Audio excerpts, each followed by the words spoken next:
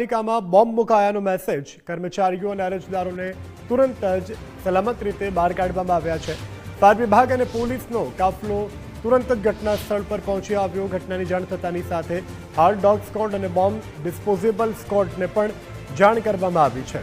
દૃશ્યમાં જોઈ શકાય છે ફાયર વિભાગ પણ ઘટના સ્થળ પર ઉપસ્થિત છે। જામનગરના દૃશ્યોમાં આપણે બતાવી રહ્યા છીએ કે જ્યાં મહાપાલિકામાં બોમ્બ મુકાયાનો એક મેસેજ મળ્યો। મેસેજ મળતાની સાથે ત્વરિત પ્રથમ કચેરી ખાલી કરવામાં આવી, ત્યારબાદ આ અંગે પોલીસને જાણ કરવામાં આવી। પોલીસનો કાફલો અત્યારે ઘટના સ્થળ પર પહોંચી ચૂક્યો છે।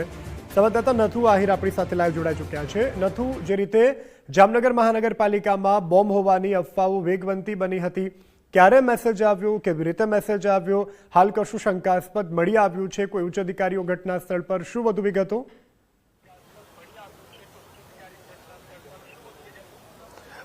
યસ, ચોક્કસથી વિગત આપી દઈએ, કારણ કે વહેલી સવારે જ જામનગર મહાનગરપાલિકાના વૈધાનિક જે ઈમેલ આઈડી છે તેમાં એક મેલ આવે છે કે આ જ કચેરીને બોમ્બથી ઉડાવી દેવાની છે, જેના પગલે જામનગર મહાનગરપાલિકાનું વહીવટી તંત્ર અને સત્તાધારી જૂથ દ્વારા મેસેજ પાસ કરવામાં આવે છે અને ખુલેલી જે કચેરી 11 વાગ્યાના ટકોરે જે ખુલેલી કચેરીમાંથી જે તમામ કર્મચારીઓ અરજદારો આવ્યા હતા તે અરજદારોને સલામત રીતે બહાર કાઢી લેવામાં આવે છે અને ત્યારબાદ પોલીસ અને બીડીએસને જાણ કરવામાં આવે છે।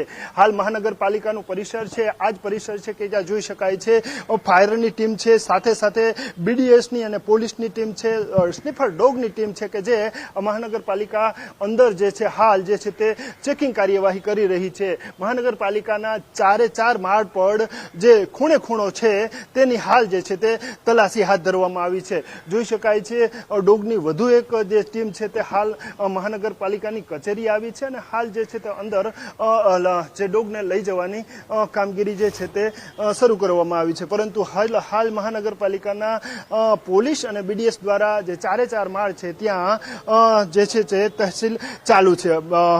યોગ્ય જે છે સલામતીના ભાગરૂપે હાલ મહાનગરપાલિકાની કચેરી છે કે જેના બંને ગેટ છે તે બંધ કરી દેવામાં આવ્યા છે અને અરજદારોને અને કર્મચારીઓને અહીંથી બહાર ખસેડી લેવામાં આવ્યા છે, એટલે કે હાલ જે છે તે સંપૂર્ણ ચેકિંગ ચાલુ છે અને કોઈ છે કે કેમ, બોમ્બ છે કે કેમ તે સંદર્ભે હાલ છે જે ટીમો છે, પોલીસની ટીમ છે તેના દ્વારા ચેકિંગ ચાલુ છે, તો ફાયરની ટીમને પણ તૈનાત રાખવામાં આવી છે। યસ, બોમ્બની વાત કરવામાં આવે તો અગાઉ પણ જામનગર પોસ્ટ અને જામનગર એરપોર્ટને ઉડાવી દેવાની ધમકી આપવામાં આવી હતી, ત્યારબાદ ચેકિંગ કરાયું હતું પરંતુ સબ સલામત નીકળ્યું હતું। આ વખતે શું મળે છે તે હવે જોવાનું રહ્યું। યસ જી, જાણકારી બદલ આભાર। તો હાલ તો ઉચ્ચ અધિકારીઓ ઘટના સ્થળ પર છે, ફાયરનો કાફલો, બોમ્બ ડિસ્પોઝેબલ અને ડોગ સ્ક્વોડ ઘટના સ્થળ પર છે અને તપાસ કરી રહ્યા છે।